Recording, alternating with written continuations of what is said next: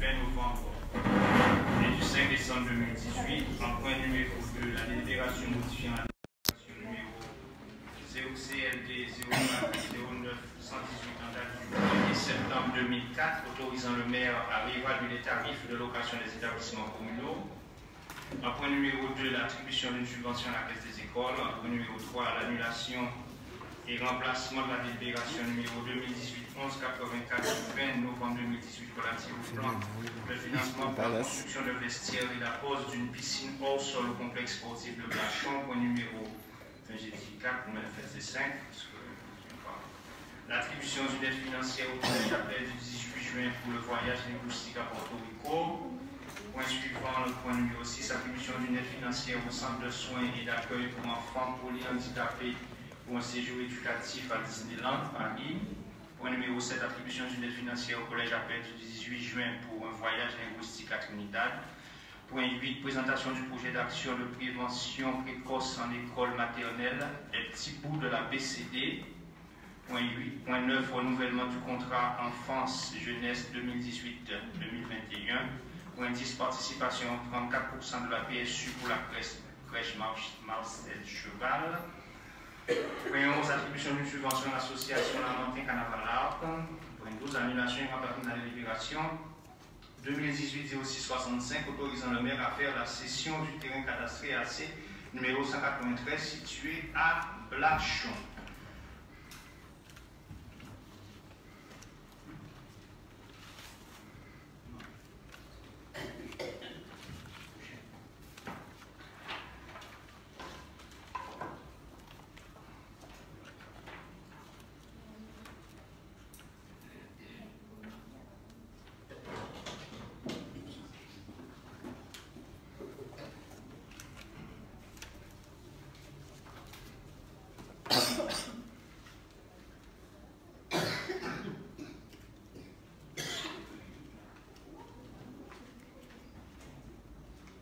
D'accord.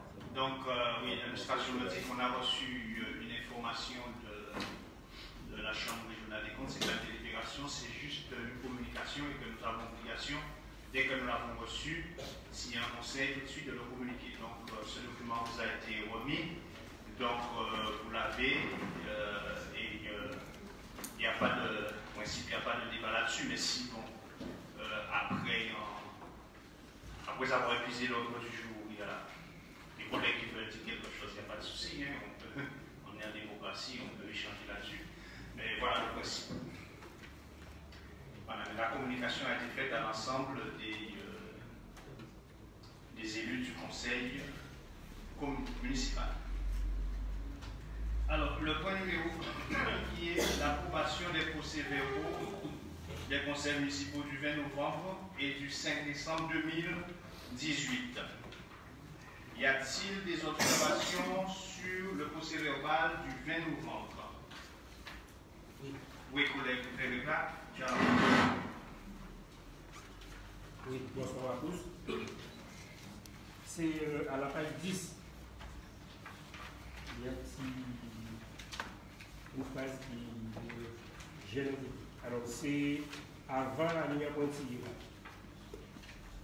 Monsieur Vélepla a entendu le président de la région dire qu'une fois que le conseil municipal a délibéré, la région devrait accorder tout ce qui est là. Il ne faudra pas dire d'attendre après.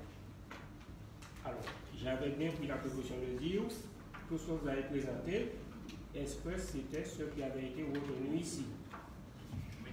Le jour du passage du président. Oui. Donc c'est bien ce que j'ai dit, parce que là, ce n'est pas tout à fait ça. Parce que quand je lis tout ce qui est là, c'est-à-dire c'est tout ce que vous avez mis sur le rapport de présentation. D'accord. Faites une proposition de correction, on va corriger. Donc, pour le président de région, alors M. Vélepla avait entendu le président de région dire qu'une fois que le conseil aura délibéré sur tout ce qui a été dit, tout ce qui a été promis pendant sa visite. Voilà. C'est beaucoup plus clair et plus précis.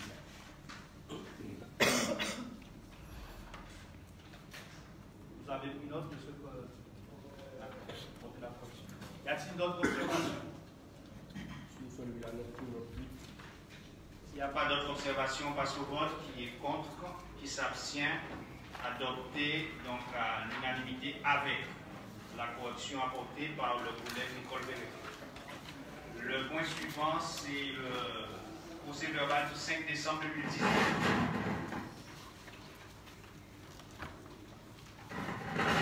Des observations, collègues.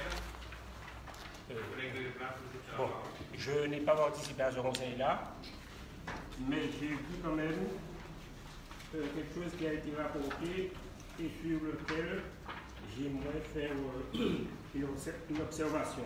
C'est à quelle page? À la page 3.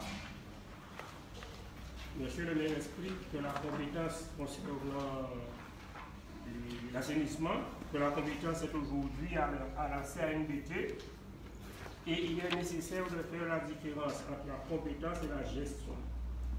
En fait, en 2017, la commune a tenu à gérer l'assainissement malgré le fait que la compétence ait été transférée. Donc, moi, c'est pas comme ça que je comprends ça. Il me semble que quand on a pris la délibération de transférer la compétence à la CNBT, on a tout de suite pris une autre délibération pour passer une convention de gestion. Oui, mais la raison, c'était que la CNBT n'avait pas encore les ressources en personnel pour faire la gestion. Mais ce n'est pas ce qui est dit là. Hein. Ça laisse entendre que c'est un choix que la commune a fait pour, et quand on lit plus bas, pour pouvoir régler un certain nombre de problèmes. Ce n'est pas tout à fait la même chose. Oui, mais c'est lié. C'est parce que la CNBT n'avait pas des compétences en ressources et qu'il nous fallait avancer sur un certain nombre de choses, on ne pouvait pas attendre pour régler un certain nombre de problèmes. Donc nous, si on avait le temps, on aurait donné à la CNBT, on aurait dit on attend que la CNBT puisse monter en charge avec son personnel, mais on ne pouvait pas attendre. Si tu veux, c'est lié les deux. Oui, mais ça n'apparaît pas là. Ce qui apparaît, c'est qu'on a fait le transfert de compétences et on était pratiquement contraint de prendre la gestion parce que la CNBT n'avait pas les ressources. Pour moi, c'est ça la réalité.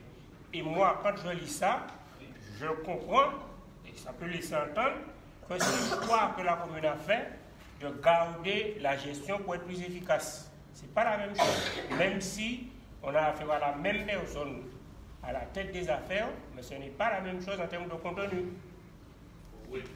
Okay. Mais on va pas l'objectif, c'est toujours l'efficacité, c'est-à-dire que si on avait transféré la gestion à la CNBT, elle n'aurait pas pu être efficace parce qu'elle n'avait pas personnel, elle n'avait pas l'expertise, les ressources pour pouvoir faire. La commune, à ce moment-là, qui avait déjà l'habitude de faire de l'assainissement, pouvait lancer des marchés, pouvait mettre en œuvre un certain nombre de choses que la CNBT ne pouvait pas faire. Donc la commune était plus efficace à ce moment-là, si tu veux. Bon, je vois la nuance, hein, je comprends la nuance. Mais non, je comprends la nuance. On est d'accord. Oui, je comprends la nuance. D'accord. Parce qu'effectivement, il peut y avoir d'autres interprétations que je comprends parfaitement. Bon, d'accord. Je ne dis pas que ce que tu dis est faux.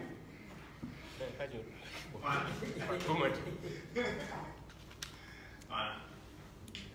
Ok, est-ce qu'il y a d'autres questions? Pour moi, non. Merci, collègue. Donc, on va passer au vote. Qui est contre? Qui s'abstient? Je suis absent. Oui, oui, c'est normal. Je comprends ça, collègue. Donc, adopté, moins 2 abstentions. Le deuxième? Oui, pour le deuxième. Le premier a déjà été voté. On passe au point suivant, collègue.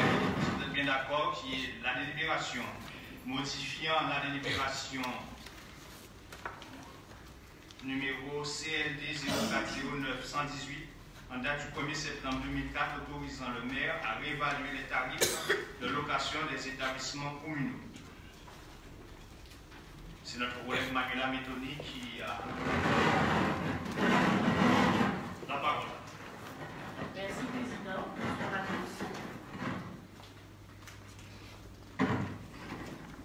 Par délibération numéro CLD 0409-118 en date du 1er septembre 2004, le Conseil municipal avait réévalué les tarifs de location des locaux communaux. Les tarifs s'établissaient comme suit, concernant la salle des fêtes. Alors, tarif des résidents lamantinois, baptême 350 €, mariage 700 €, anniversaire 305 €, dîner dansant, bal, banquet 610 €, repas cocktail 610 € pour une caution de 1724,49 €. Association lamantinoise. Dîner dansant, bal, banquet 600 €, repas cocktail 450 €, assemblée générale, conférence débat, remise des prix gratuits, toujours pour la même caution de 1724,49 €. Tarif non résident, baptême 600 €, mariage 765 €, anniversaire 600 €, dîner dansant, bal, banquet 1000 €, repas cocktail 765 €, assemblée générale 400 €, conférence débat 740 €, spectacle cocktail 575 €, remise des prix 400 €. Alors, pour les baptêmes, mariage, anniversaire, dîner dansant, bal et banquet, repas cocktail, la caution était de 1524 €. Pour assemblée générale, conférence, débat, spectacle, cocktail et remise des prix, la caution s'évaluait à 762,25 €. Alors, compte tenu de la suppression de la location de la vaisselle, assiette, fourchette, couteau et verre, il est donc proposé au conseil municipal de modifier les tarifs de location de la salle des fêtes comme suit. Tarif des résidents lamantinois. Baptême et anniversaire, 300 €. Mariage, 450 €. Dîner dansant, bal, banquet, 560 €. Association lamantinoise, manifestation lucrative, 760 €. Manifestation non payante, gratuite. Tarif non résident, manifestation lucrative, 800 €. Manifestation non payante, 400 €. Baptême, anniversaire, 550 €. Mariage, 700 €. Les autres tarifs de la délibération CLD du 04-09-118 restent inchangés. La caution est fixée à 1725 € pour l'ensemble des manifestations. Je vous demande d'en délibérer. Y a-t-il des questions, collègues? La caution Oui. pour l'ensemble des manifestations. Est-ce que ça les autres critères n'ont pas été modifiés? Est-ce que la caution passe à 1725? Je ne sais pas si vous avez compris. Donc, il y avait le tableau qu'on avait au départ, qu'on a modifié en bas, faire le décret, etc. On a modifié le baptême, mariage, dîner dansant, manifestation, etc. Mais conférence et base. Quand je vois en haut, spectacle, remise des prix, ça n'a pas été modifié. On a gardé la même caution pour les manifestations. Donc la dernière phrase ne dit pas ça. La caution est fixée. Hein? La dernière phrase en bas. C'est échangé, c'est-à-dire que les autres tarifs délibérants restent échangés, c'est-à-dire concernant les autres salles. Ça les fait. Non, ça concerne les autres salles. Mais la caution est fixée pour la salle des fêtes, les nouveaux tarifs et la caution est fixée pour les manifestations, on garde la même caution. À combien? 1725 €, on a arrondi. On a juste arrondi. Parce qu'on a dit au lieu de faire 49, on a fait 14. Oui, donc c'est bien pour toutes les manifestations gratuites, pas quelquefois à la salle. Oui, d'accord, on est d'accord. Ok. Non, mais monsieur le règle a raison. Il y a un problème dans la présentation. il y a la colonne là où il y a les cautions ne devrait pas être là. Parce que ça induit un erreur. Donc, il a raison là-dessus. Mais bon, c'est une question de présentation. C'est la délibération qui fait foi. Donc, sous la présentation, il y a un problème. Donc, il ne faut pas qu'il y ait ce problème-là sous la délibération, sans quoi ça fait qu'il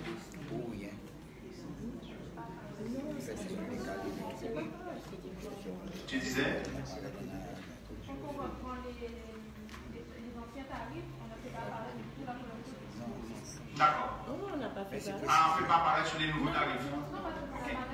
Ok, d'accord, mais c'est moi, alors il n'y a pas de souci. Mais mettez pas ouvert.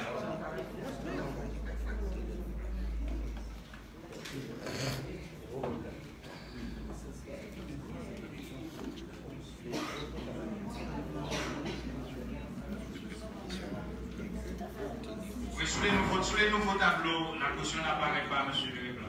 C'est sur les anciens que la caution apparaît. Donc pour les nouveaux tarifs, la caution n'apparaît pas. Donc ils ont raison. Donc le problème dans la présentation est réglé, donc c'est bon. De toute façon, sur le fond, il n'y a pas de souci. Il y a une seule caution. C'est une caution à 1 525 € pour l'ensemble des manifestations. Donc, si vous avez bien compris la volonté de la municipalité, c'est de diminuer les tarifs en contrepartie du fait qu'il n'y aura plus de coutellerie et de vaisselle. Donc, pourquoi? Parce que la gestion de la coutellerie et de la vaisselle nous coûtait plus cher à long terme que les locations de la salle, puisque c'est malheureux à dire, mais les gens volaient la vaisselle, volaient la coutellerie, il fallait casser, il fallait renouveler régulièrement. Et quand on a regardé effectivement, s'il fallait continuer avec la coutellerie et la vaisselle, il valait mieux peut-être ne pas le. Est-ce qu'il y a d'autres questions? On va passer au vote. Qui est contre? Qui s'abstient? Adopté à l'unanimité. Merci. De toute façon, bon, ça fait quand même, pour ceux qui peuvent s'arranger pour la coutellerie et la vaisselle, une location de la salle est faite à moins cher. Déjà, on était moins cher, pas partout en Guadeloupe, mais encore moins cher qu'avant. Voilà.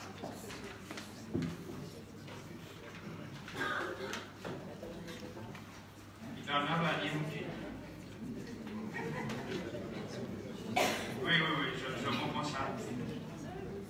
Le point numéro suivant est l'attribution d'une subvention à la Caisse des écoles. Notre collègue Christian Gayalbon qui nous fait la présentation.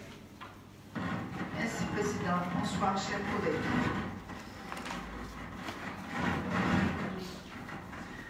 La Caisse des écoles est un établissement public communal intervenant principalement dans la restauration scolaire et des activités périscolaires.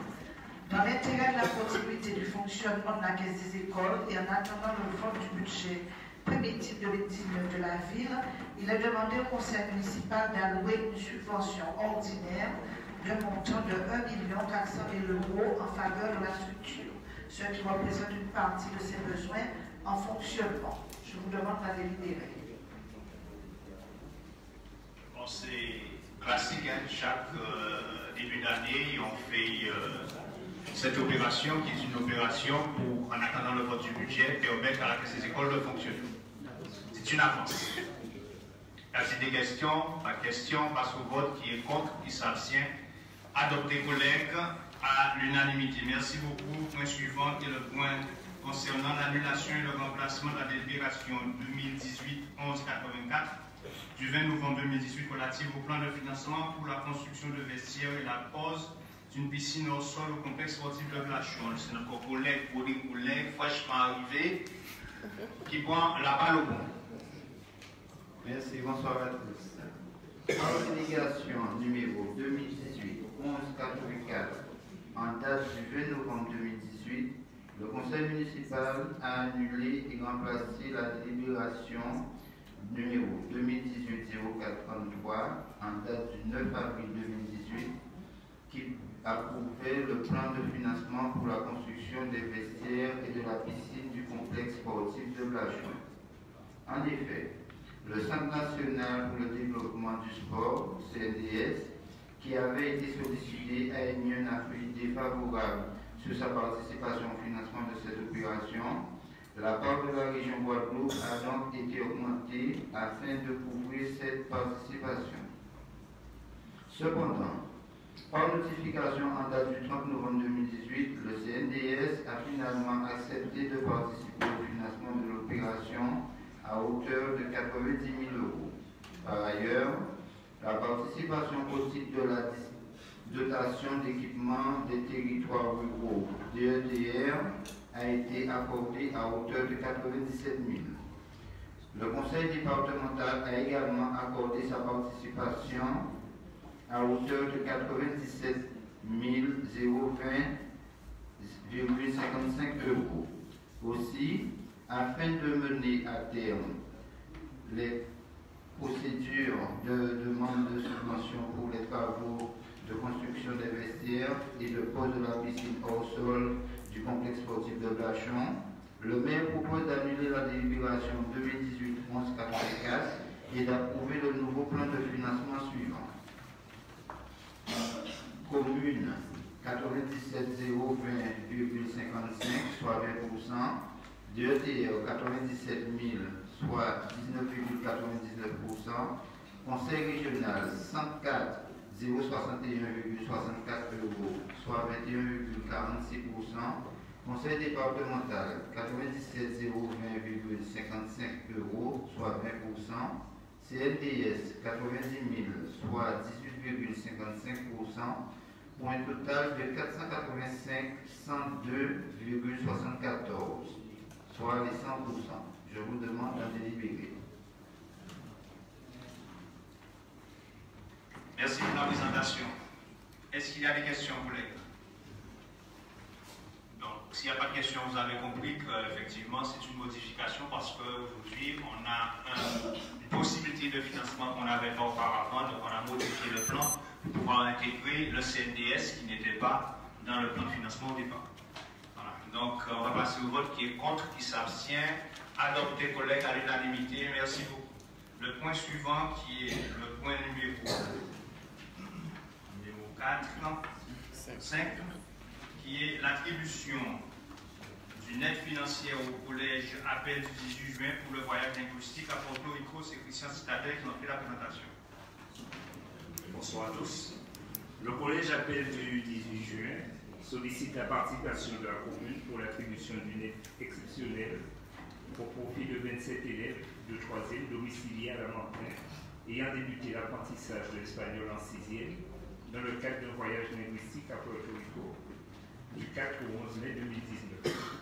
Ce voyage a pour objectif d'améliorer rapidement la pratique de la langue parlée écrite, de découvrir la culture, de consolider les connaissances, de développer une aisance linguistique à travers un enrichissement du vocabulaire et des expressions idiomatiques, de développer le désir d'apprendre une langue, de tirer profit des modes d'enseignement nouveaux, d'acquérir ou de développer une certaine autonomie, de découvrir et accepter des cultures et modes de vie différents.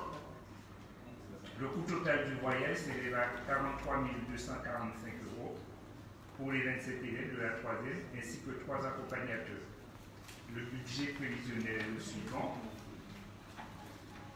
Les dépenses nous envoient un dossier à Chantilly. Et la totale des dépenses directes est de 43 245 000. En recette, l'établissement prévoit 500 €, le fonds social collégien 700 €, la mairie de la Montagne 2 000 €, le conseil général 3 870, le conseil départemental 3 870 €, subvention rectorale 800 €, famille 8 400 €, la CAF, la caisse d'allocation familiale 1 000 €, l'aide CCAS, le centre communal d'action sociale 500 €, autre financement entreprise, souscription 7 000 €, autre financement association, manifestation diverses 15 175 €, le foyer 1 000 €, l'amicale des enseignants 1 000 €, soit total des recettes 43 245 000 €. La commission enfance-jeunesse réunie le mardi 11 décembre 2018 a émis un avis favorable. Le maire propose d'attribuer une subvention de 2 000 € au collège Abel du 18 juin pour les 27 élèves domiciliés à la Montagne. Je vous demande d'en délibérer. Merci collègues. Y a-t-il des questions? C'est des opérations que nous avons l'habitude de faire avec les enfants pour pouvoir les accompagner. Malgré vous connaissez une situation financière qui n'est pas facile, mais il y a des choses sur lesquelles on ne peut pas mettre la priorité, ne pas mettre la priorité. Ça, l'éducation, accompagner nos enfants, ça reste une priorité pour nous. Donc on continue à le faire. Donc on passe au vote qui est contre, qui s'abstient. Adopté, merci pour l'accompagnement de ces enfants. Le point suivant est le point numéro 10. Attribution d'une aide financière au collège Abel du 18 juin pour un voyage linguistique à Trinidad. C'est Jacqueline Belfort qui nous a fait la présentation. Chers collègues, tu as la parole. Non, c'est le numéro 7 pour Trinidad. Non, vous avez modifié? D'accord.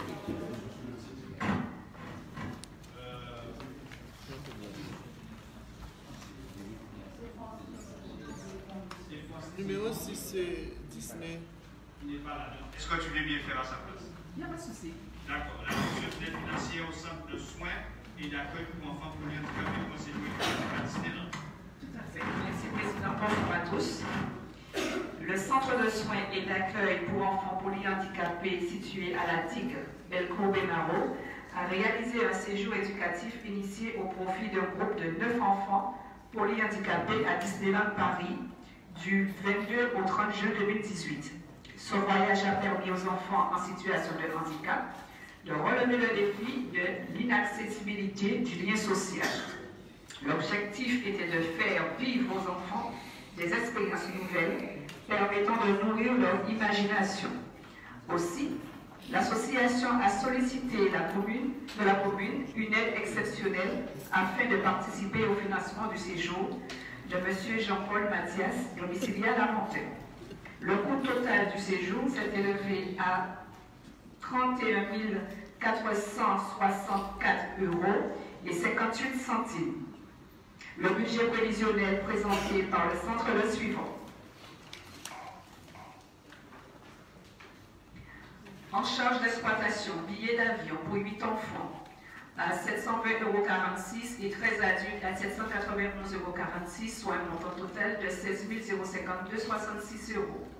Achat de tickets par 2 jours, 8 enfants à 90,20 €, plus un enfant à 99 € et 12 adultes à 99 € pour 2 008,60 €. En service extérieur, séjour à l'hôtel Dream Castle, 6 chambres 4 à 112 pour 7 nuitées, taxe de séjour 2,48 € par 12 adultes et par 7 nuitées, soit 4 912,32 €.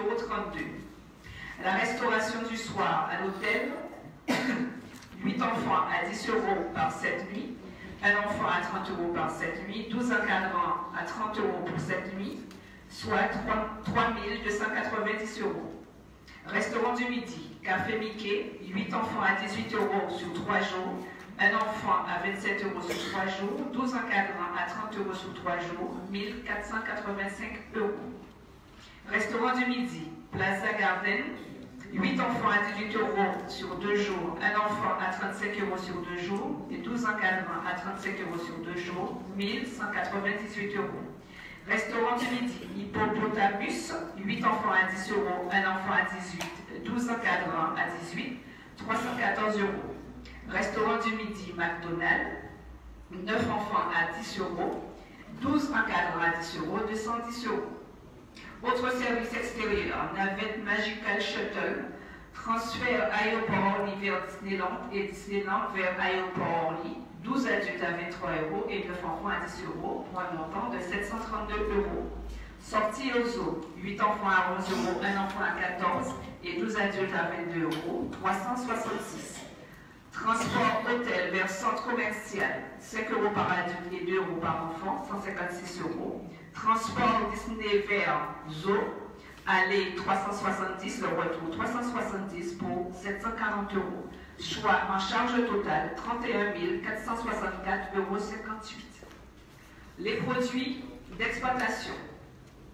Contribution Centre Les Irets, 10 704,58 €. Les produits de gestion tels que vente de poulet et de repas, 600 €, vente de gâteaux, 200 €, recette de tombola, 1400 €, liste de souscription, 4000 €, autres dons, dont groupe de carnaval, 700 €, subvention, la CAF, 4000 €, CGRR, 1500 €, le CECAS, 3200 €, le conseil départemental, 3000 €, le conseil régional, bon de continuité territoriale, 1360 €, commune de la Montagne, 800 €.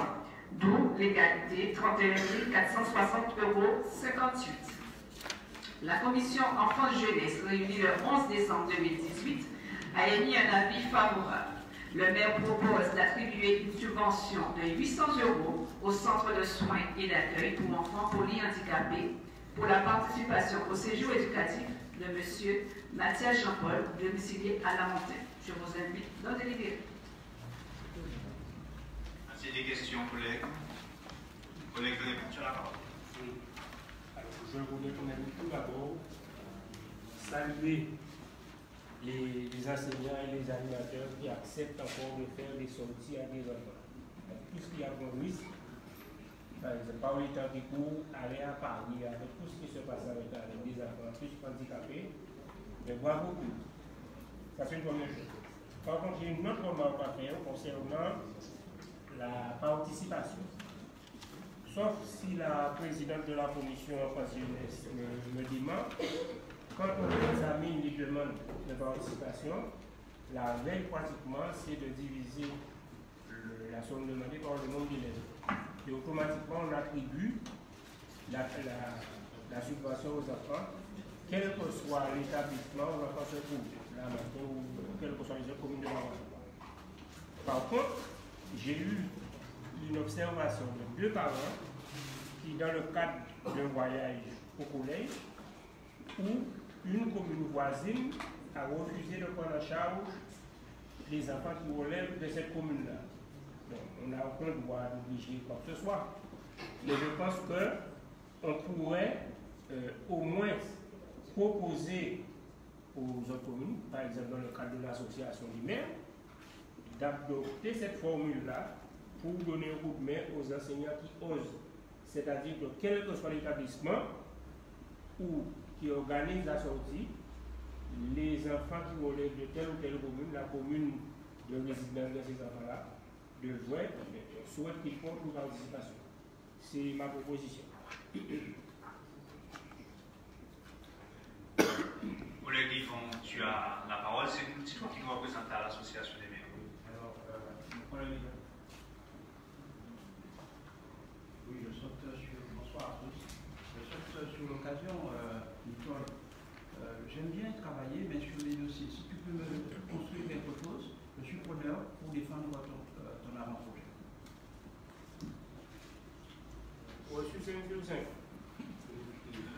Dans ce qu'a dit le collègue là, a du sens sur le plan politique. Bien qu'on ne peut pas faire d'ingérence, il a précisé lui-même, il ne peut pas faire d'ingérence sur la gestion des communes et les choix des autres communes. Mais que l'association des maires puisse inciter, dans le cadre d'une politique en faveur de la jeunesse, qu'on ait à soutenir les actions pédagogiques et pour aider nos jeunes à pouvoir s'ouvrir l'esprit. On dit le voyage forme l'homme. Et il y a un proverbe anglais, je ne vais pas le dire en anglais parce que je ne suis pas trop sûr. Non, je ne suis pas trop sûr de la formule, la prononciation de la formule, mais qu'en fait le voyage ouvre l'esprit. Donc je pense que voilà, on peut proposer cela. Et nous à la Montagne, on continuera bien sûr, autant que c'est possible, de le faire. Merci. Le proverbe c'est travel prudence, mais.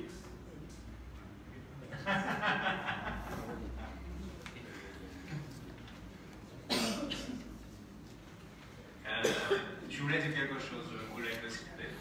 Non. Ah d'accord, tu voulais dire quelque chose. On passe au vote. Qui est contre, qui s'abstient, adopté à l'unanimité. Merci, collègue.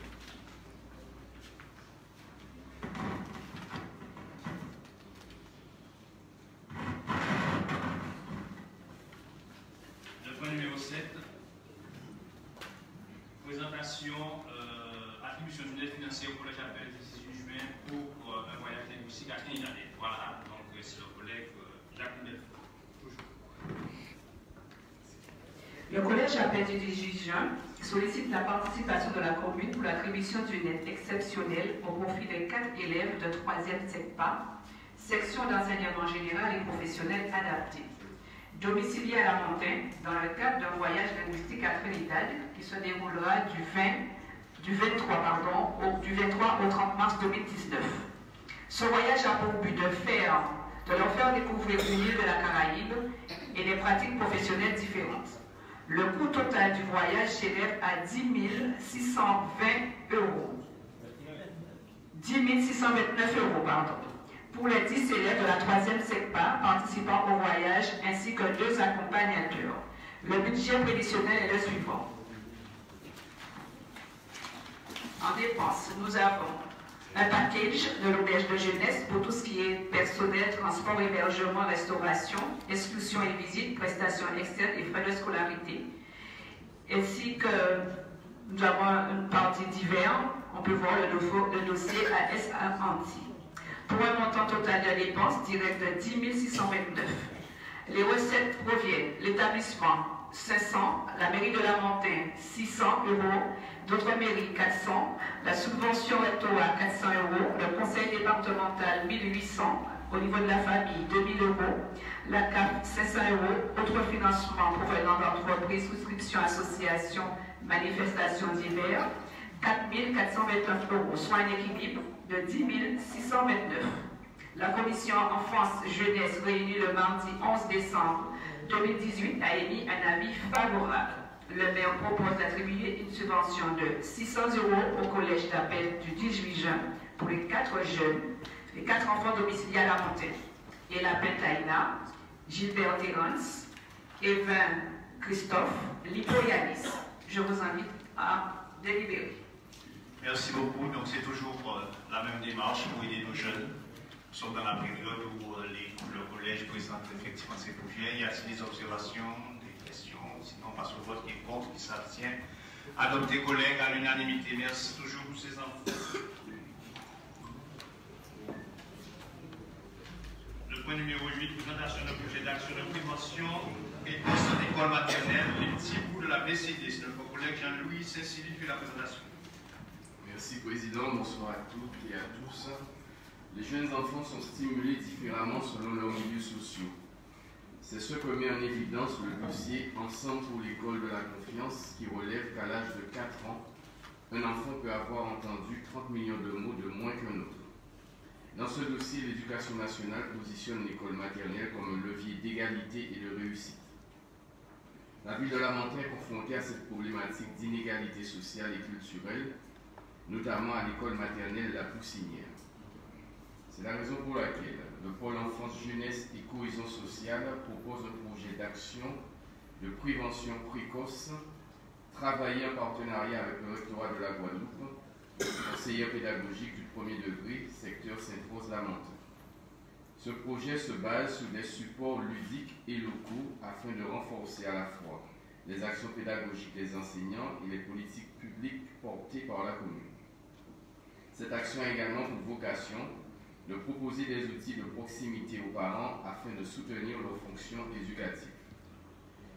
Face aux problématiques rencontrées au sein de l'école maternelle La Poussinière, une majorité de familles en situation de précarité, des faits de violence recensés au sein de l'établissement, les difficultés scolaires observées chez les élèves, la place du livre dans le projet école, il est proposé au conseil municipal d'approuver la mise en place de l'opération Les Petits Bouts de la BCD qui s'effectuera de février 2019 à mars 2020. La mise en œuvre du projet se décline en 3 phases. Action 1. Raconte-moi une histoire. Elle prend la forme d'un atelier conte de papier raconté aux enfants sur le temps scolaire. Après 10 minutes de conte, des livres sont proposés aux enfants afin qu'ils se familiarisent avec l'outil. Action 2. Un livre, une histoire et un café. Destiné aux parents, cette action s'inscrit dans une démarche de continuité éducative. Il prend la forme d'un groupe de parole sur les pratiques parentales. Une fois par mois, les parents sont invités dans l'enceinte de l'école où un thé ou un café leur est proposé. Un conte de papier est raconté ensuite. Vient un échange entre les parents sur le thème de l'histoire. Pour clôturer la séance, une sélection de livres leur est proposée. Il leur est signalé que ceux-ci sont disponibles à la médiathèque. Pour finir, ils sont invités à l'action L'heure du conte, organisée la semaine d'après à la médiathèque. Action 3. Écoute mon histoire. Cette phase permettra d'éditer un support créé par les enfants. La participation de la commune à ce projet consistera à mobiliser ses moyens humains, son matériel et sa logistique. La commission Enfance-Jeunesse, réunie le mardi 11 décembre 2018, a émis un avis favorable. Je vous demande d'en délibérer.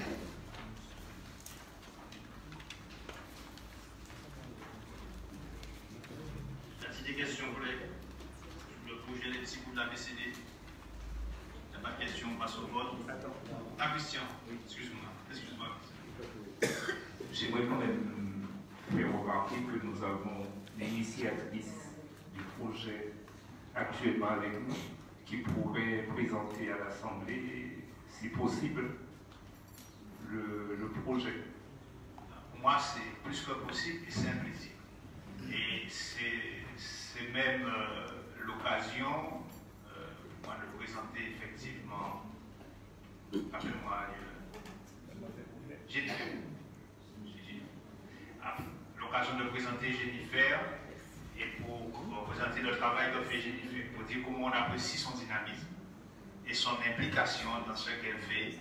Vraiment, en tant que maire de la montagne, je ne regrette pas d'avoir accepté que tu puisses venir faire ce stage chez nous et te perfectionner chez nous, et j'espère que vraiment c'est un passage que les jeunes d'Avancinois oublieront parce que tu auras fait quelque chose de positif pour ta commune. Je te laisse la parole. Alors, pour faire court, parce que...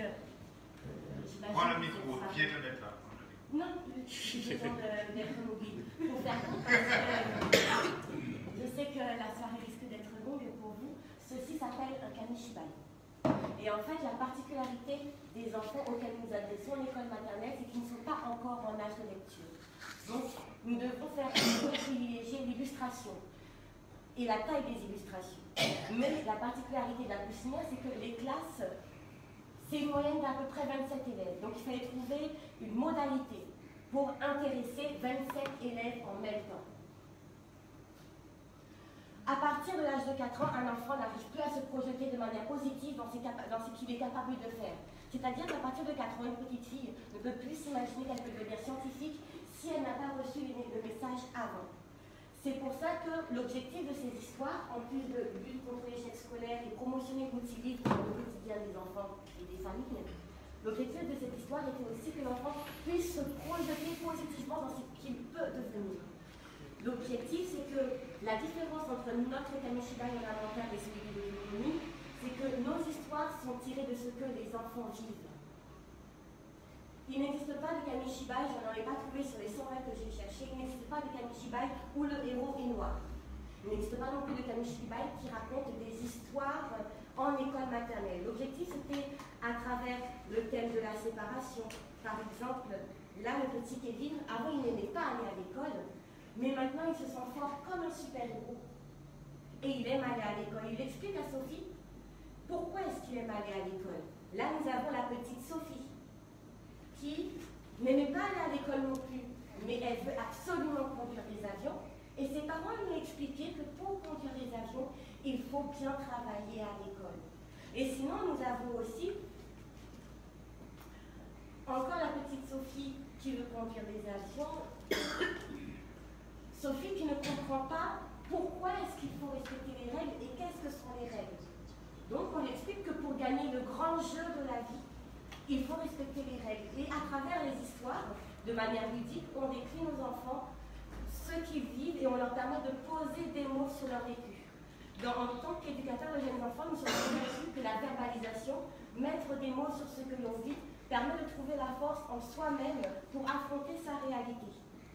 Cette même histoire, nous la racontons aux parents. Mais lorsque nous allons voir les parents, puisque nous ne sommes pas des donneurs de leçons, et puisque nous avons envie de leur rendre l'information accessible, nous avons créé un support, une BD. Je n'ai rien inventé en fait. Ce sont des livres qui existent déjà, c'est juste que je leur ai donné une couleur locale. On va les voir, on leur propose la BD et en même temps on vous invite à boire un thé, un café.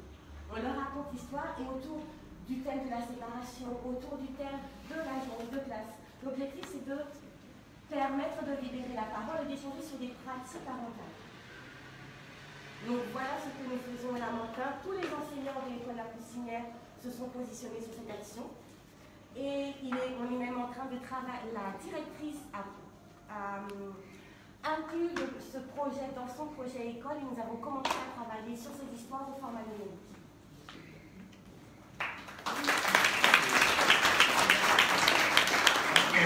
Vraiment des applaudissements. C'est de ça qu'on a besoin. Quand on dit qu'il faut innover,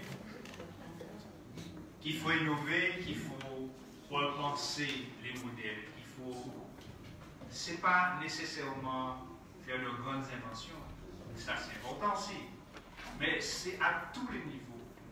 Et ça, c'est de l'innovation. C'est de l'innovation.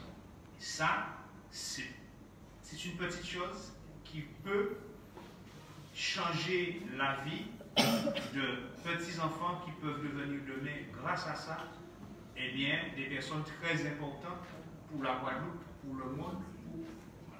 Peut-être qu'avec ça, tu vas susciter une vocation. Et ce sera peut-être cette personne-là qui va trouver un vaccin, qui va inventer, je ne sais pas moi, un médicament qui n'existe pas encore. On ne sait pas. Tu ne sais pas qu'est-ce que tu peux créer à cause de ça. Parce que tu as su motiver un enfant et donner un sens à sa vie et lui permettre de se projeter positivement. Merci beaucoup. Oui, bien sûr. Je sais que ça te parle. Mais plus. Oui, parce que je dis toujours. YouTubeur, c'est aujourd'hui, tout week-end la même week-end par rapport à ton vie. Et la deuxième machine, c'était ça planté, c'est ça on va récolter. Tu passes à la bougière. Et tu n'es pas à la bougière. J'ai dit, il est à la bougière. Bon, d'abord.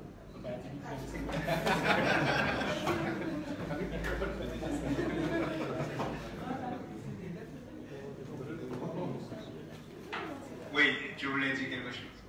Oui, non seulement féliciter Jennifer pour le travail, parce qu'il faut dire que toute illustration, c'est elle aussi, c'est elle qui produit toutes ces images, et ça c'est important. Mais nous, le travail a commencé. Nous devons encore l'approfondir puisque autour de la Poussinière, nous avons des familles qui ont besoin de cet accompagnement.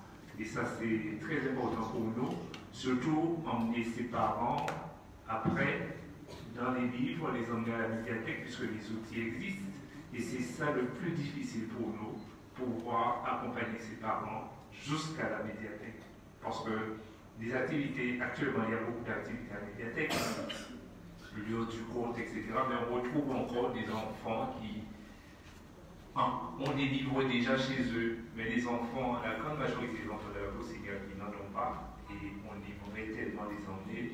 Alors le combat continue encore et on va continuer, on ne désespère pas. Très bien. Merci beaucoup. En tout cas,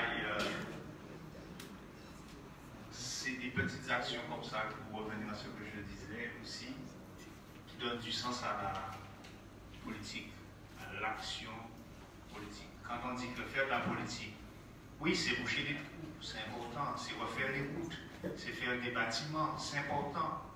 Mais ça aussi, c'est de la politique. Et ça aussi, on construit l'avenir avec ça. Et ça aussi, c'est aussi important.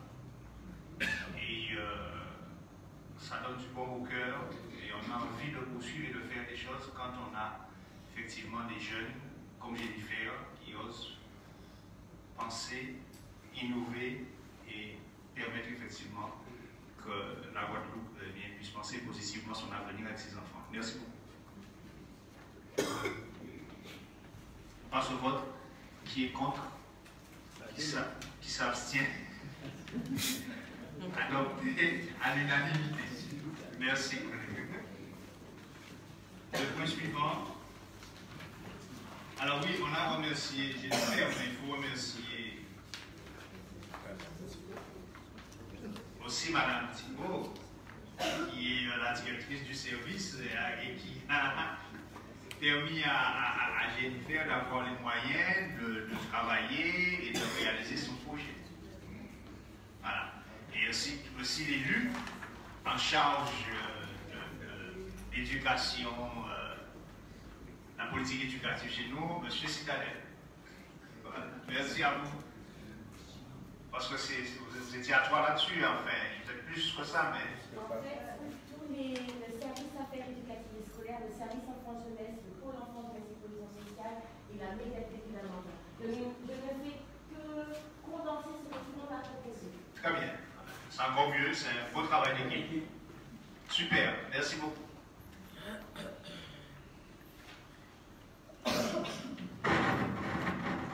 Le point suivant, renouvellement du contrat enfance-jeunesse 2018, Nadège Permal. Donc vous voyez que c'est un conseil municipal qui est très centré sur l'action envers la jeunesse. 80% des délibérations qu'on aura prises aujourd'hui sont en faveur de la jeunesse. Collègue Nadège Permal, tu as la parole. Merci, Président. Le contrat enfant-jeunesse est un contrat d'objectif et de cofinancement passé entre la commune et la caisse d'allocation familiale. Il a pour objectif de contribuer au développement et au maintien d'une offre d'accueil destinée aux enfants et aux jeunes jusqu'à 17 ans d'évolution. La ville de Lamentin a pu signer 2 CEJ depuis 2010. Elle a ainsi bénéficié de financements pour la formation BAFA et BAFD, l'achat de jeux pour une ludothèque, un poste de coordinateur ainsi qu'une subvention pour l'accueil de loisirs sans hébergement du mois de juillet, qui a permis de réduire fortement le coût pour les familles lamantinoises. Le CEJ 2014-2017 étant arrivé à son terme, la commune souhaite renouveler cette convention d'objectifs et de cofinancement avec la CAF de Guadeloupe pour la période 2018-2021.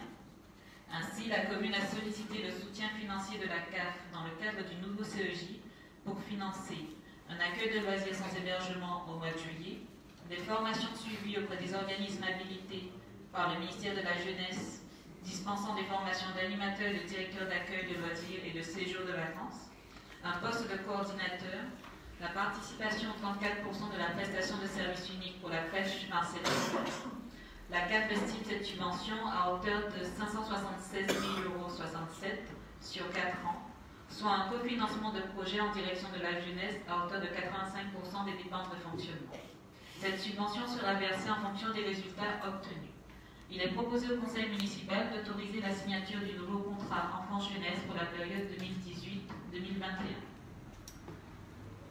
Je vous demande d'en délibérer. Merci. Des questions, collègues, sur le CRJ. Collègue Vérépat, tu as la parole. Oui, j'ai vu qu'il y a un poste de coordonnateur prévu dans le cadre de ce comparable. Je suppose que vous voulez le faire.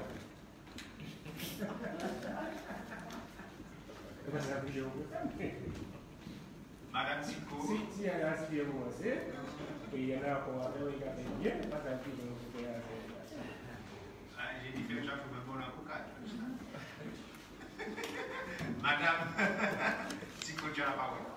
Alors, le poste de coordonnateur est déjà désigné depuis 2014. Il s'agit de Christelle Valois.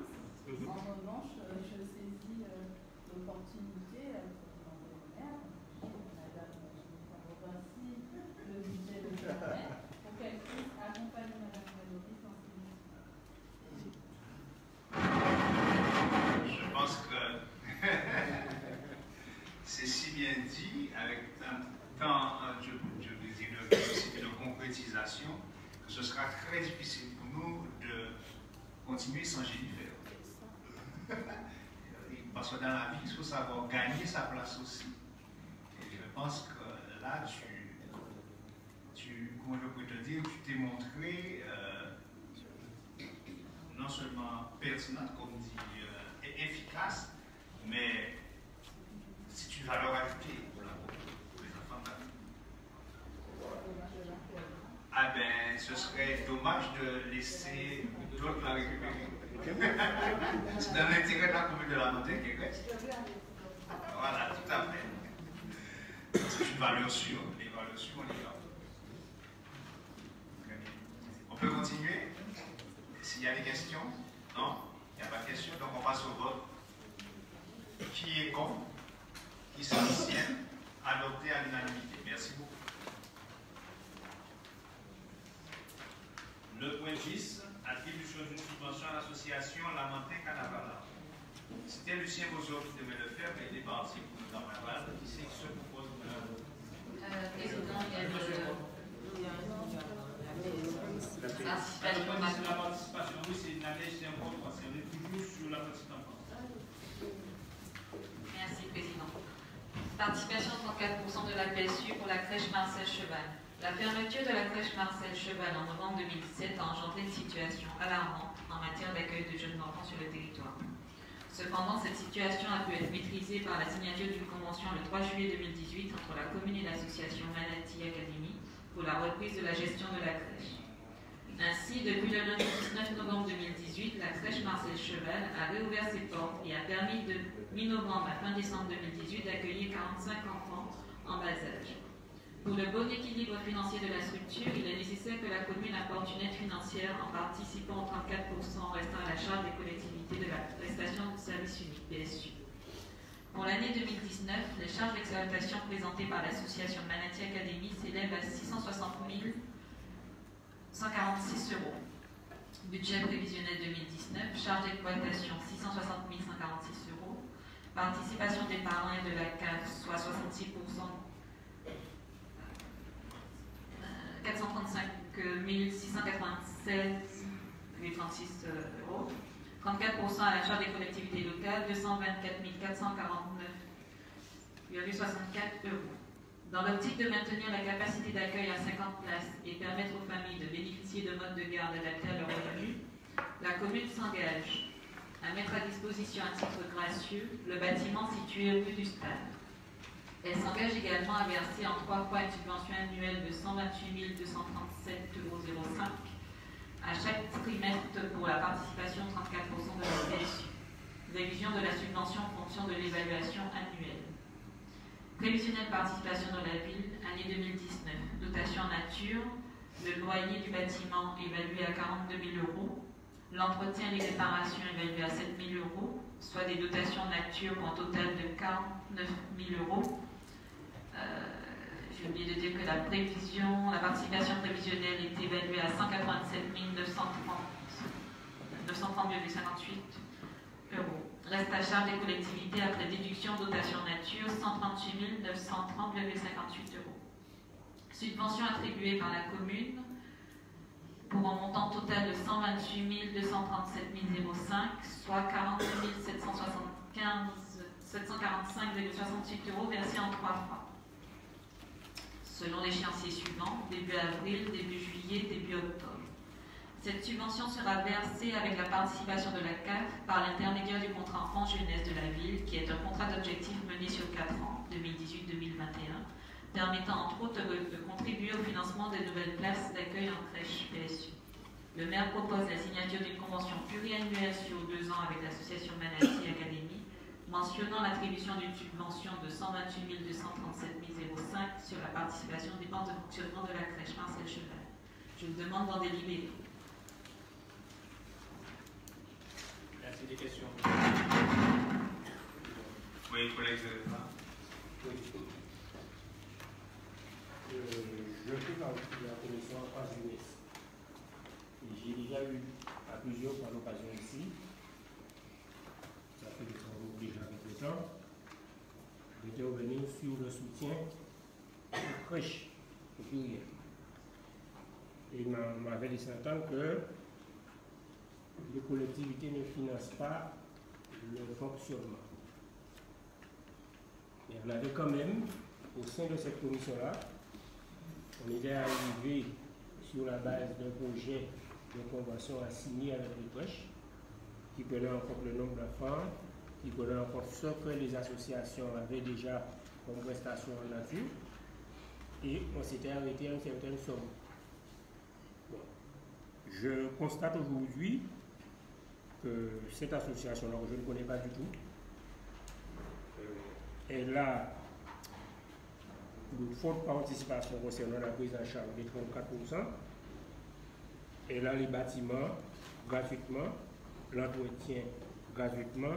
Je ne sais pas si les repas sont toujours fournis. Donc, j'aurais aimé qu'on me dise qu'est-ce qui a changé entre temps. Et est-ce que cette disposition-là est valable pour c'est une crèche associative, si je comprends bien. Est-ce que c'est valable uniquement pour celle-là? Ou encore, est-ce que les autres crèches associatives prétendent aussi à ces dispositions-là? Sinon, ça va paraître un petit peu bizarre pour ne pas dire favoritisme. Je comprends parfaitement, madame, si on peut intervenir après, mais c'est un dispositif quand même qui est particulier. Parce que cette crèche-là rentre dans un dispositif que les autres crèches n'ont pas. Et en fait, ce qu'on pouvait voter là, c'est une avance que la commune donne pour pouvoir permettre à la crèche de fonctionner, mais la commune elle-même est subventionnée par rapport à cela. Donc en fait, le montant qu'on vous donne là, c'est une avance, mais la commune sera remboursée. Et c'est parce que cette crèche-là entre dans ce dispositif qui est particulier que nous proposons ce montant-là. Sinon, on n'aurait pas pu le faire, comme vous dites, je suis d'accord avec vous, ça aurait été discriminatoire par rapport aux autres crèches.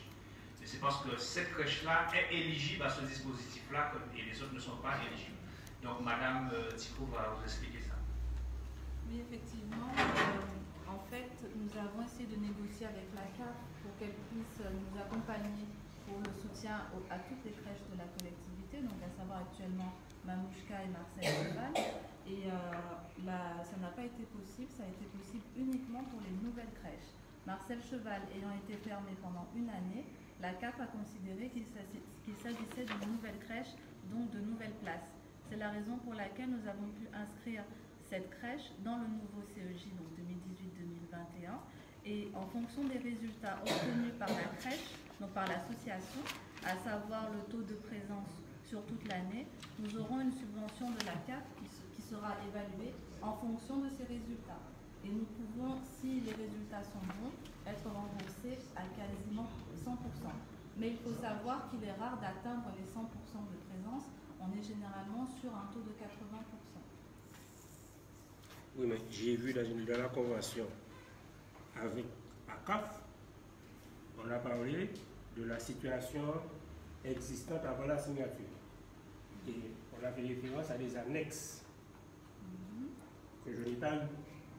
D'accord. C'était les premières annexes. Oui, on peut vous les transmettre. J'aimerais bien avoir les annexes pour voir, parce que quand je lis la convention, je ne vois pas de différence entre les deux structures. La seule différence pour la CAF, c'est qu'il s'agit d'une nouvelle crèche.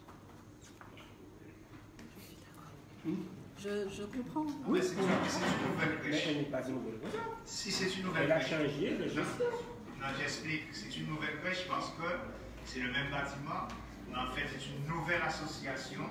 C'est une nouvelle structure sur le plan administratif. Et cette structure-là n'existait pas. Donc, sur le plan administratif, c'est une nouvelle crèche. Même si elle est dans le même bâtiment qu'était l'autre, c'est une nouvelle crèche parce que ce sont de nouveaux administrateurs, c'est un nouveau personnel qui gère, qui administre. Non, c'est un nouveau personnel qui gère, qui administre. L'administration est nouvelle, l'association est nouvelle. Pas le personnel. Pas le personnel, non. Non. Justement, c'est une nouvelle administration. Justement, c'est l'administration qui a changé tout simplement, mais le tout, c'est une reprise tout à fait de ce qui a été en place. Parce que la municipalité non, pas sur le plan administratif, non. En fait, c'est qu'une reprise du bâtiment. Mais c'est le bâtiment. Oui, et du C'est une matériel. reprise du bâtiment et du personnel. Oui, mais oui. C'est, comment je pourrais vous dire? La gestion. Oui, mais ce n'est pas une suite administrative. C'est pas nous. En fait, c'est un nouvel agrément. C'est un nouvel agrément. Ce n'est pas le même agrément qui a une suite. Elle ne prend pas la suite de l'autre. Ce n'est pas une continuité administrative, c'est quelque chose de nouveau. Il y a une rupture et une nouvelle création. Et nouveaux agréments. Et l'agrément a été défendu par le repreneur. C'est une nouvelle association qui a dû faire ses preuves, etc. J'entends ce que vous me dites, mais je suis désolé, mais j'ai du mal à comprendre ça. Peut-être qu'il n'y a pas de continuité administrative, mais il y a continuité de service dans le même bâtiment, avec le même personnel, avec le même matériel acheté par la municipalité, avec l'entretien assuré. Donc, ce qui change, c'est la structure qui gère. Donc, j'ai du mal à comprendre qu'il s'agit d'une nouvelle crèche. Ça c'est à vérifier. Et ça, je vais chercher. Je vais chercher à confirmer cette option-là. Sinon, ça tombe dans le cadre du favoritisme et qu'il ne passe pas comme ça. Mais je vous dis, je fais vos explications. Mais j'ai du mal à me laisser convaincre avec ça seulement comme explication. Je ne sais pas plus loin. Bon, de toutes les façons, ce n'est pas une décision de la mairie. C'est une décision de la CAF de reconnaître que c'est une nouvelle crèche. Et le fait que la CAF reconnaisse que c'est une nouvelle crèche, ça ouvre un dispositif nouveau auquel les nouvelles crèches ont droit. Donc, je ne vais pas me plaindre. C'est dans l'intérêt de la commune que la CAF puisse reconnaître que cette crèche-là est une nouvelle crèche et que nous puissions nous inscrire dans ce dispositif-là. Donc, vous comprenez très bien que je ne vais pas me plaindre puisque c'est dans l'intérêt de la commune.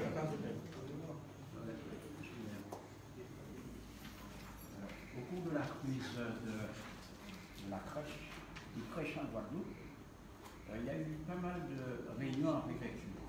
On a demandé aux chefs d'entreprise qui étaient très actifs sur des revendications, mais qui n'a jamais été actif pour donner des bilans.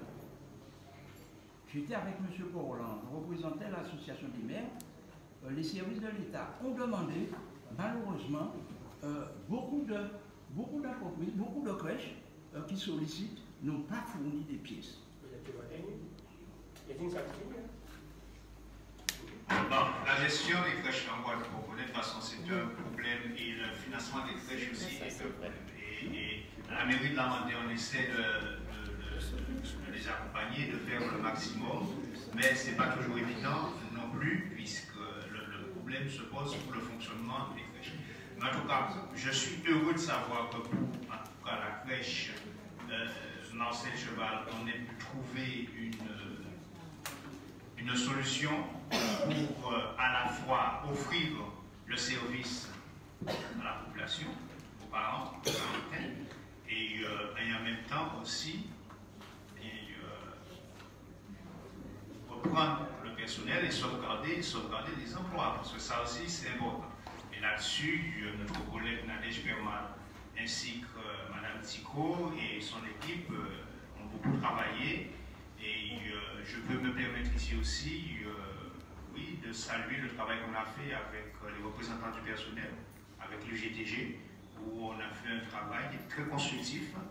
Et si le dialogue social pouvait être comme ça partout en Guadeloupe, je pense que la Guadeloupe fonctionnerait bien.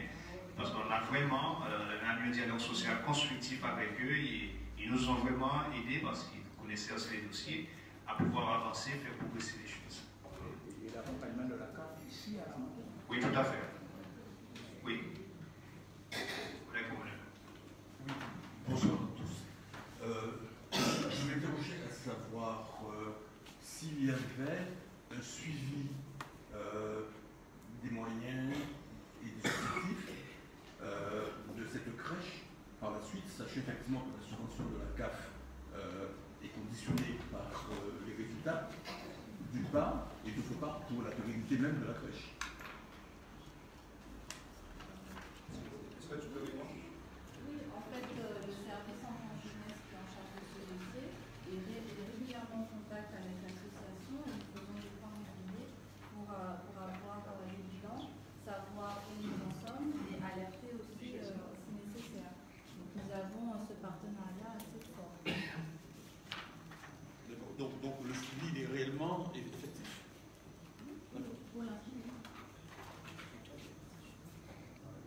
va passer au vote collègue qui est contre, qui s'abstient. Adopté, moins une abstention. Le point suivant et le point 11, attribution d'une subvention à l'association Lamentin Carnaval. Le collègue Lucien Campana, on a le collègue Bruno Féliciane qui s'est montré volontaire pour le remplacer. Bonsoir, merci Président. L'association Lamentin organise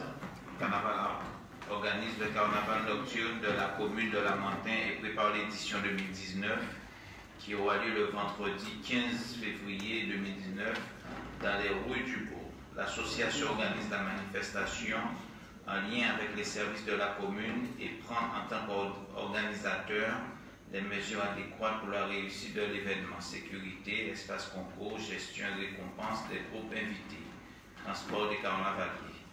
Cette organisation suppose des frais conséquents qui ont été estimés selon le budget prévisionnel fourni par l'association à 58 360 €.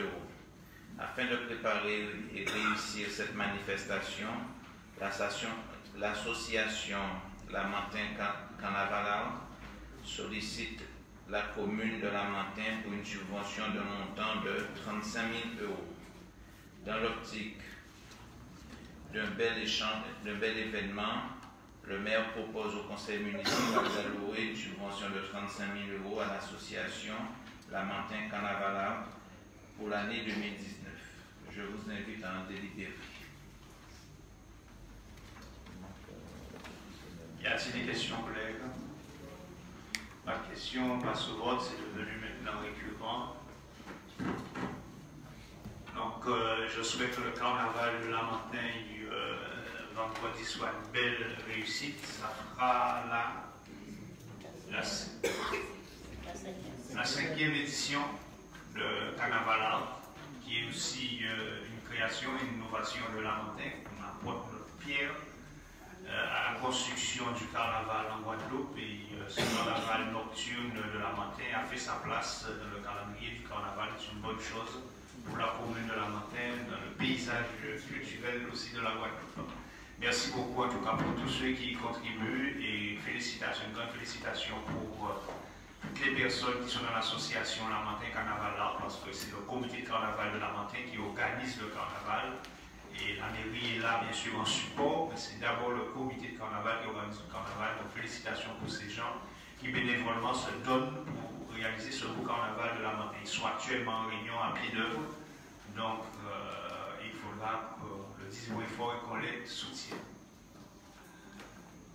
Qui est contre, qui s'abstient, adopté à l'unanimité. Merci beaucoup, collègues, pour ce vote en faveur du carnaval de Lamentin, et rendez-vous vendredi soir à partir de 18 h. Le point numéro 12, annulation et remplacement de la délibération numéro 2018-0665, autorisant le maire à faire la cession du terrain cadastré AC numéro 193 situé à Blachon. C'est notre collègue Ephraim Lorieux qui en fait la présentation. Merci, Président. Bonsoir à toutes et à tous. Par délibération numéro 2018-0665, en date du 28 juin 2018, le Conseil municipal a approuvé la cession du terrain cadastré AC 193 d'une superficie de 3553 m² à la société SCI de Bourga, dont la gérante est Mme Juliette. Après vérification par un cabinet de géomètres experts, il apparaît que la surface réelle est de 2322 m² et non de 3553 m². Le service de France Domaine a estimé la valeur vénale de ce terrain à 85 € le m². Compte tenu de cette superficie erronée, la vente était prévue au prix de 302 000 € pour les 3553 m². Afin de prendre en compte la superficie réelle du terrain, il convient de modifier le prix de vente initial. Le prix de vente au m², soit 85 € reste inchangé. Le prix de vente est donc de 197 370 € pour les 2322 m². Il est proposé au conseil municipal d'annuler la délibération numéro 2018-0665 et de fixer le prix de vente à 197 370 €, soit 85 € le mètre carré pour une superficie de 2322 mètres carrés. Je vous invite à en délibérer. Si vous avez des questions, chers collègues, nous avons M. Gélabal avec nous, qui est notre agent administratif en charge de l'urbanisme, qui pourrait donner davantage de questions, mais pour moi, c'est une question. C'est des précisions sur le changement. Avez-vous des questions, collègues? Oui, collègue de Flamme, commencez. Oui. Le cabinet de géomètre expert, qui est-ce qui l'a dépêché? En fait, suite effectivement à la première délibération, comme effectivement la commune et la société, on avait des accords par rapport effectivement à cette superficie qui était annoncée au niveau des documents du cadastre. Donc la société a fait ce cabinet. Et le cabinet est venu sur place, mais en présence toujours de représentants de la commune. Et donc effectivement, on a revu l'ensemble des documents d'arpentage et on a revu le bornage aussi du terrain. Et on a constaté que le lycée professionnel qui était sur la parcelle concernée. Donc on a dû revoir aussi les références cadastrales du terrain en question. Donc sur les nouveaux documents d'arpentage, on a un changement en termes de référence cadastrale. Donc le terrain qui était vendu à 693 est devenu je dis ça tout de suite, AC 314 et 309. Donc la superficie a été revue, donc on a les documents qui font foi au niveau du service de l'urbanisme et on a pris en compte effectivement l'enjeu réel du terrain. Donc si je comprends la question que vous m'avez dit, quand la délibération est arrivée ici, la commune et l'agriculteur n'étaient pas d'accord sur le prix. Non, sur la superficie. Sur la superficie. Donc, ils conditionnent le prix. Sur la superficie. Tout à fait. Oui. Et on prend une délibération ici, alors que là, on n'est pas sûr de la superficie du terrain. Ça veut dire que ce n'est pas 2 mètres, hein. C'est-à-dire qu'on passe de 3553 mètres carrés, on appelle la délibération pour ça, alors qu'en réalité, le terrain fait 2322. Ça veut dire qu'il y a une différence de 1231. Si le problème n'est pas réglé, s'il y a litige entre les deux protagonistes, je ne vois pas pourquoi on prend une délibération, je ne dirais pas la va-vite, mais dont le fondement n'est pas sûr. Non, la délibération a été prise sur les documents du cadastre. Donc on a une référence au cadastre, on a une superficie au cadastre. Et c'est par la suite qu'on a vérifié les limites du terrain, qu'on s'est rendu compte qu'il y avait un empiètement du conseil régional qui se sont construits les bâtiments concernant les logements des maires.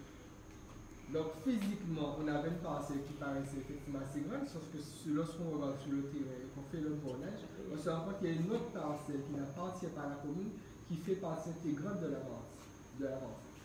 Donc ce qu'on a au cadastre erroné, donc c'est normal qu'on ait des documents erronés finalement, alors que le cadastre devrait faire foi. Et ça arrive souvent, si bien qu'actuellement, deux personnes que le cadastre n'a pas de valeur juridique. Donc, tant qu'on n'a pas un type de propriété, un certificat de concordance, on ne peut pas vraiment déterminer une surface. Et j'ai voulu comprendre que le lycée a quelque chose de la commune. Tout à fait, tout à fait. Aussi. Tout le lycée est construit sur le terrain communal. En fait, on a eu une délibération à l'époque pour effectivement une cession du terrain de la commune pour le lycée, et il n'y a jamais eu de paiement. C'est le lycée. C'est une mise à disposition pour le lycée. On régularise. Non, mais c'est le droit du sol. Bon, en fait, vous voulez pouvoir le faire la question? Oui. Concernant ce terrain, lors de la première délibération, il avait été noté que la vente devait se faire sous condition que SICOA validait le fait de créer des logements en PLSF. cette condition n'avait pas été portée sur la délibération. Est-ce que ce n'était pas une occasion pour réinscrire cette condition et faire en sorte effectivement que dans la délibération qui va acter cette vente, que cette restriction puisse être notée? Sous la de cette terminalité dans la société, effectivement, on a effectivement une construction de point de vue de logement pour la vente. Par contre, dans le permis de déjeuner, il respecte effectivement la délibération. Ce sont bien des logements, pas pour la location, mais vraiment pour la vente. Et l'accompagnement pour la question. Non, mais ça, la question du collègue promeneur a du sens. Mais on l'aurait mis là dans le cas où on aurait une inquiétude par rapport au fait que la CIFOA respecte ou pas notre volonté. Mais nous avons entre-temps rencontré la CIFOA, on a fait part de notre volonté, et ils ont déjà déposé leur permis, et dans le cas du permis déposé, ils ont respecté ce volonté. Mais c'est vrai que ça aurait été une contrainte si on avait une difficulté à ce niveau-là. Mais en fait, aujourd'hui, ils sont dans l'optique, puisqu'ils ont déjà déposé le permis. Et le permis correspond effectivement à ce projet. Y a-t-il d'autres questions? S'il n'y a pas de questions, passe au vote. Qui est contre, qui s'abstient, adopté, collègues, à l'unanimité. Merci beaucoup, collègues. Donc, je l'ai reçu comme vous, l'avis de la Chambre régionale des comptes. Je ne l'ai pas encore lu, puisque je ne l'ai pas reçu avant vous. Mais obligation nous est faite par la loi, dès qu'on le reçoit, si un conseil municipal, de le donner à l'ensemble des élus. C'est pour ça qu'on vous l'a remis. Si vous avez des questions, des choses à dire, on va en débattre ensemble. Mais je n'en sais pas plus que vous. Sauf que j'ai vu que la conclusion, c'est une conclusion qui est positive, puisque la Chambre reconnaît que nous avons mis en place des recommandations et que, voilà, c'est tout ce que je peux dire. Je ne peux pas commenter plus que ça, puisque je n'ai pas lu en détail. Mais bon, la conclusion est une conclusion qui est favorable pour la commune de Lamentin à la date d'aujourd'hui. Même si, par contre, la conclusion de la Chambre est favorable, je tiens à vous dire que nous sommes quand même dans une situation financière qui est difficile et tendue. Une question? Oui, collègue. Oui.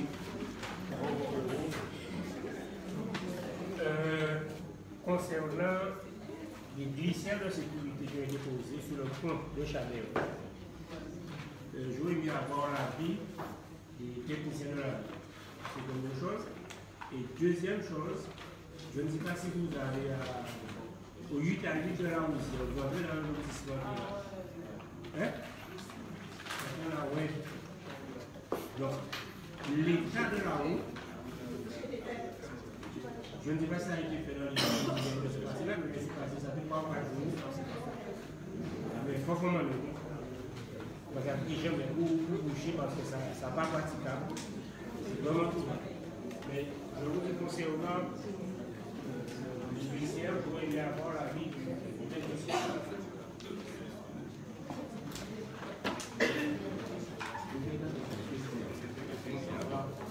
Les lycéens sont posés sur le pont. Quand on sort des volets, voilà, j'avais vraiment reçu le artistique là. Vraiment, à mon avis, ça va être extrêmement compliqué pour la circulation. C'est-à-dire, mais en général, la glissière de protection est pratiquement sur la chaussée. Ce qui manque effectivement, c'est un état d'eau pour gérer la circulation. Étant donné que la voie ne fait pas un dimension inférieure de 5 mètres. Au minimum, il faut 5 mètres pour 2 véhicules. Et moins de 5 mètres. Donc, il faut que la ligne deux voies de mais par exemple, la signalisation, spécialisée, on va faire des recommandations et des questions. Les vérifications concernant l'emplacement des piscines, ça a été fait? Tout à fait. Non, mais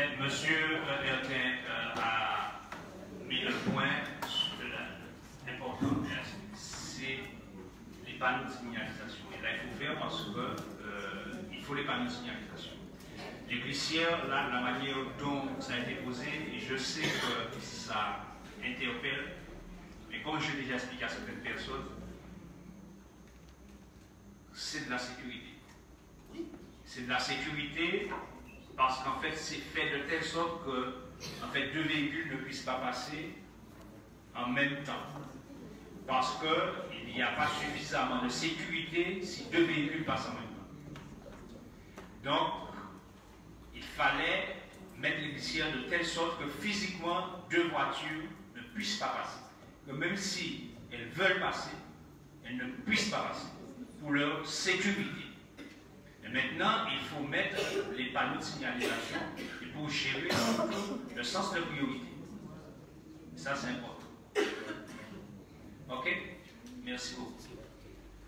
J'aimerais que les élus restent là.